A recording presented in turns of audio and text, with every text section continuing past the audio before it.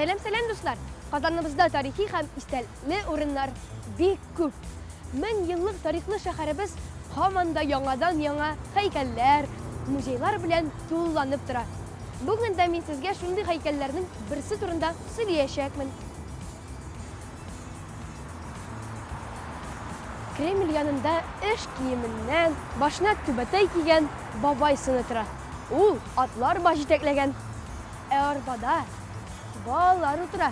Ни өчен Казанның нәкъ уртасында автомобильләр йөреп тора торган урында әлеге һәйкәл куелган дисезме? Хәзер барысын да белерсез, дусларым.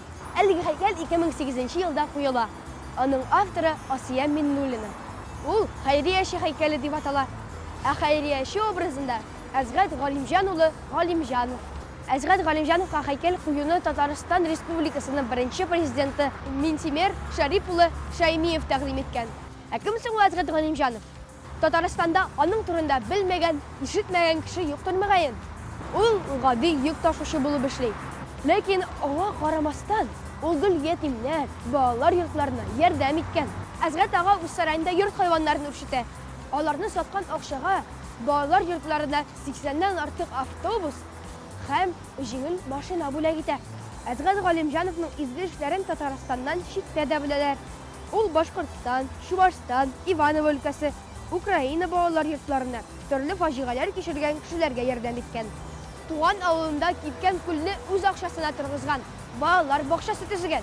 Ә хәзер аның картларга, ятимнәргә, мохтаҗларга күпме ярдәм күрсәткәнен санап та бетерү мөмкин түгелдер. Ул 2005 елда Казанның абруйлы гражданины исеменә лаек була.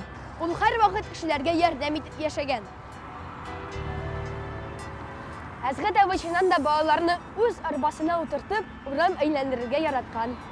Һәйкәл Әзгәт агайга ул исән чагында куела. Ә үзе исән чагында һәйкәл куелганнар дөньяда бик сирәк. Ә без янәшәбездә яшәгән игелекле ярдәмчел кешеләрне онытмаска тиеш. Алардан үрнәк алыйк. Сау булыгыз. Туган як тарихын өйрәнегез.